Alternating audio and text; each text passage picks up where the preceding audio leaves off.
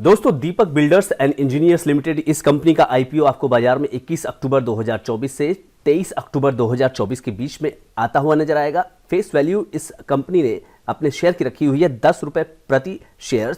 Price band होगा 192 रुपए से 203 रुपए प्रति शेयर और लॉट साइज होगा, एक लॉट में होगा 73 शेयर। टोटल इशू साइज की बात करें दोस्तों 260 करोड़ रुपए कंपनी को चाहिए केवल, और फ्रेश इशू है 217 करोड़ रुपए का उसमें से, और 42 करोड़ 83 लाख रुपया ये प्रमोटर्स अपना स्टेक बेच रहे हैं। ऑफर फॉर सेल है इसमें 42 करोड़ का, और 217 करोड़ रुपए ये पैसा जो है वो कंपनी के पास जाएगा। दोस्तों ये शेयर जो ऑफर कर रही है कंपनी, क्यूआईबी को ऑफर कर रही है 50%, रिटेलर्स को ऑफर कर रही है 35% और एनआईआई एचएनआई के लिए इसने 15% रखा हुआ है। की डेट्स की बात करें तो आईपीओ खुलेगा 21 अक्टूबर को और 23 अक्टूबर तक चलेगा। बेसिस ऑफ अलॉटमेंट फाइनल होगा दोस्तों 24 अक्टूबर को। अगर आपको शेयर नहीं मिलता है तो 25 अक्टूबर को आपका पैसा रिफंड होगा और क्रेडिट होगा आपके अकाउंट में उसी दिन अगर मिल जाता है तो।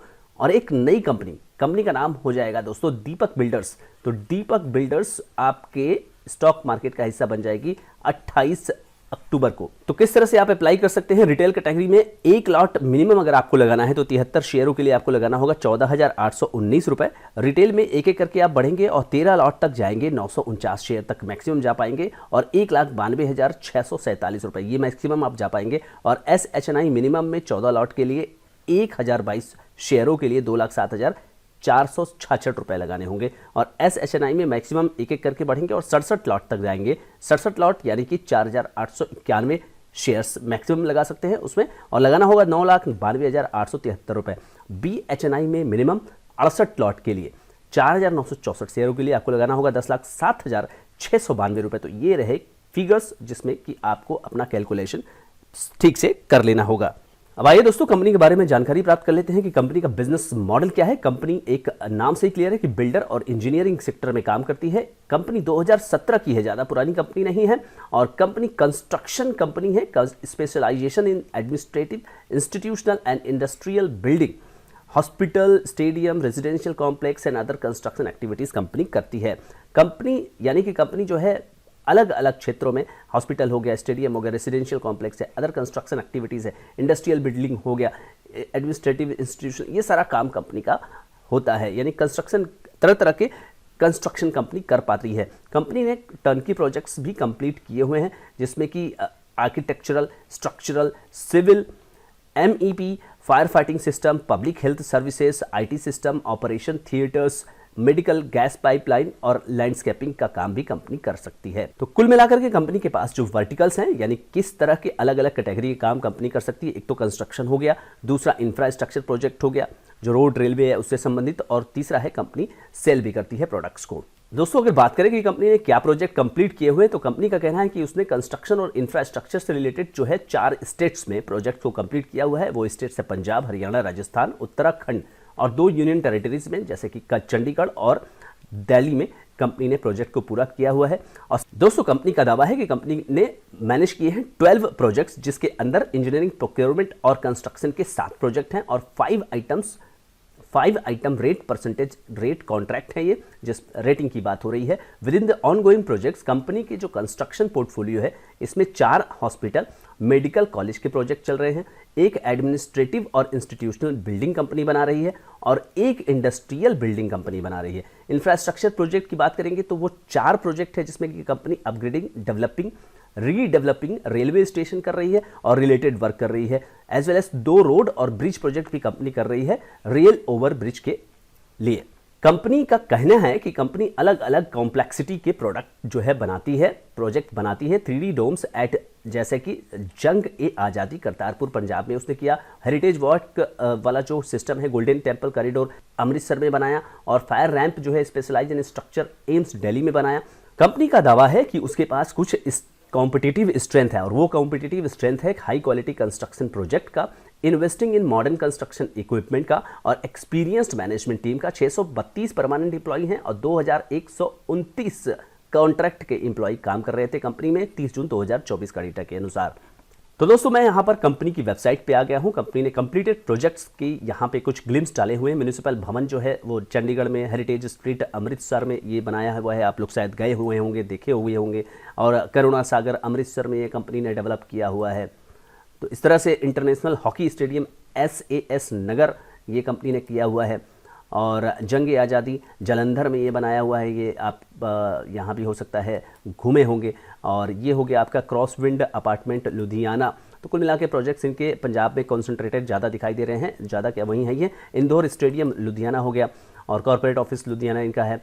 और इस तरह से कहने का मतलब है कि कंपनी कुछ प्रोजेक्ट्स और रोड रेलवे के प्रोजेक्ट्स, हॉस्पिटल्स यहाँ पर दिखाती हुई आपको नजर आ रही है। दोस्तों, कंपनी की वेबसाइट पर जाने के बाद अब मैं आपको वापस ले आया हूँ। कंपनी के फाइनेंशियल्स को समझिए।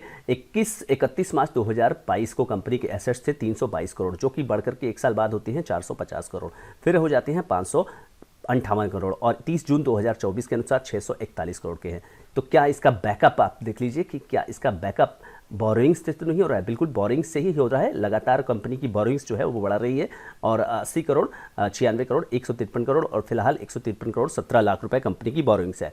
अब रेवेन्यू की बात कर लेते हैं, कंपनी बेच पा रही है या नहीं। 364 करोड़ और 435 करोड़ 516 करोड़, तो कंपनी के रेवेन्यूज ठीक ठाक गति से बढ़ रहे हैं। और 106 करोड़ ये 30 जून यानी एक क्वार्टर का है, इसको आप 4 से मल्टीप्लाई करेंगे तो यहाँ पे 400 करोड़ के आसपास यहाँ पर फिगर आने की संभावना इस साल हो जाएगी। 17 करोड़ के पैट है यहाँ पर, profit after tax 21 crore. Then यहाँ पे कंपनी ने अच्छा खासा यहाँ पे खर्चों को कटौती करके इसको दिखाने की कोशिश की है IPO में आने के पहले। नेटवर्थ की बात करें तो 70 करोड़ से बढ़ता हुआ 90 करोड़ के आसपास, देन 141 करोड़ और 155 करोड़। कंपनी के पास रिजर्व हो जाते 138 करोड़ रुपए के।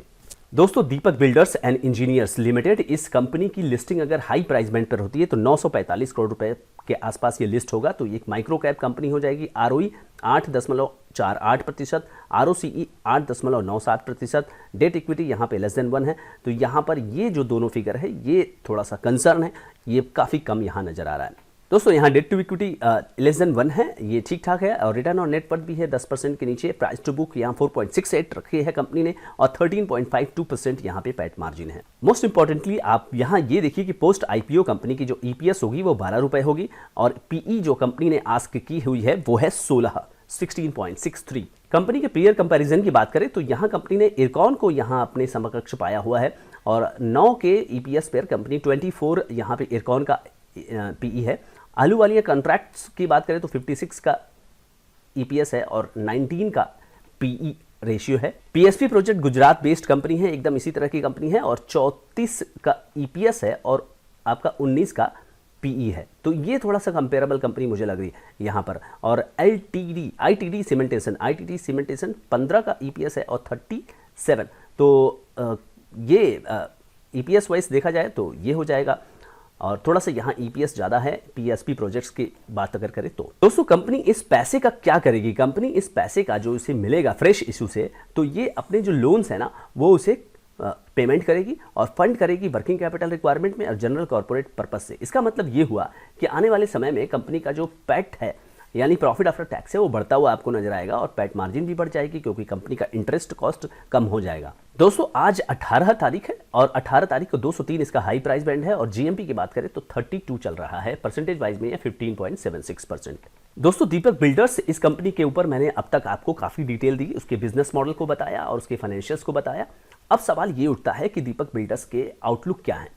दीपक बिल्डर एक प्रोजेक्ट बेस्ड कंपनी है जो कि अलग अलग तरह के प्रोजेक्ट्स को डील कर रही है और ज़्यादातर प्रोजेक्ट्स अगर आप देखें तो गवर्नमेंट सेक्टर के प्रोजेक्ट्स को कंपनी ने डिलीवर किया हुआ है। तो पूरा का पूरा जो कंपनी का ग्रोथ होगा, ग्रोथ मॉडल जो कंपनी का होगा, रेवेन्यू मॉडल जो कंपनी का बेस्ड है, वो जो कंपनी को आने वाले समय में प्रोजेक्ट्स मिलेंगे और साथ ही साथ जो कंपनी उन प्रोजेक्ट्स की डिलीवरी जो है वो टाइम पर अगर दे देती है तो उस पर डिपेंड करेगा कि कंपनी का रेवेन्यू किस तरह से भविष्य में रहने वाला है। कंपनी का जो रेवेन्यू मॉडल है और कंपनी का जो क्षेत्र है, कार्य क्षेत्र अगर बात करें तो वो एक स्टेट ऑफ पंजाब तक सीमित होता हुआ नजर आ रहा है।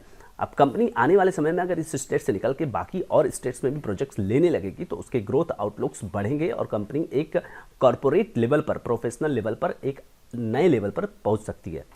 तो ग्रोथ आउटलुक में यहाँ ये देखना पड़ेगा लॉन्ग टर्म में कि किस तरह से कंपनी आने वाले समय में, क्या वो स्टेट ऑफ पंजाब तक ही सीमित रहेगी या आने वाले समय में वो और भी एक्सपेंड करके प्रोजेक्ट्स लेना बाकी राज्यों में भी शुरू करती है। बाकी इंफ्रास्ट्रक्चर और रिलेटेड जो भी कंपनियां होती हैं, तो अगर आप केवल अगर उसकी बात करें, मैक्रो फैक्टर्स की अगर बात करें, तो ये सारी चीज़ें जो है वो गवर्नमेंट पर डिपेंडेंट होती हैं। कंपनी कुछ प्रोजेक्ट्स जो है गवर्नमेंट रिलेटेड रन भी कर चुकी है और सक्सेसफुली डिलीवर भी कर चुकी है। अब सवाल ये होता है कि मेरे ओपिनियन का दोस्तों, अगर लिस्टिंग गेन की बात की जाए तो यहाँ पर रिस्पॉन्स काफ़ी ठंडा फिलहाल नज़र आ रहा है।